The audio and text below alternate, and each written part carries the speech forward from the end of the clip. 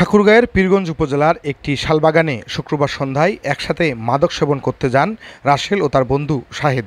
সেখানে দুজনের মধ্যে কথা কাটাকাটি হলে শাহেদ তার বন্ধু রাসেলকে অস্ত্র দিয়ে আঘাত করে, এতে ঘটনাস্থলেই মারা যান তিনি। বন্ধুকে খুন করার পর রাতে থানায় এসে এসব বর্ণনা দিয়েছেন ঘাতক শাহেদ। পীরগঞ্জ থানার ওসি খায়রুল আনাম জানান, তার দেওয়া তথ্য অনুসারে শালবনে অভিযান চালায় পুলিশ, তবে শুক্রবার রাতে কোনো মরদেহ পাননি তারা। শনিবার সকালে শালবনের এক ধানক্ষেতে রাসেলের মরদেহ দেখে পুলিশকে খবর দিলে ঘটনাস্থল থেকে মরদেহ উদ্ধার করে পুলিশ। পরে ময়নাতদন্তের জন্য পাঠানো হয় ঠাকুরগাঁও আধুনিক সদর হাসপাতালের মর্গে। আমরা কালকে রাতের বেলা শুনছিলাম যে এখানে হস্তাহস্তি করতে করতে একজন বন্ধুকে মেরে ফেলছিল। তো কালকে পুলিশকে ফোন দিছিলাম, পুলিশ আসে, লাশটা খুঁজে পায় নাই।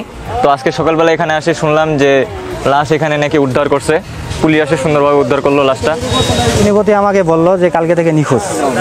তো সেই সুবাদে আমার ভগ্নিপতি বললো যে ছেলেটা ওখানে আহত হয়েছে ওটা ওদের ওখানকার। তো ওই ভগ্নিপতি আমাকে বললো যে আমার ভাইটাও তো ওর সাথে একটু ঘোরাঘুরি করে, তো ওরা ওদিকে গেছে নাকি, একটু খবর টবর নিয়েন। তো আমি দেখতে আসছিলাম, তো সকালবেলা দেখলাম কোথাও কোনো খবর নাই।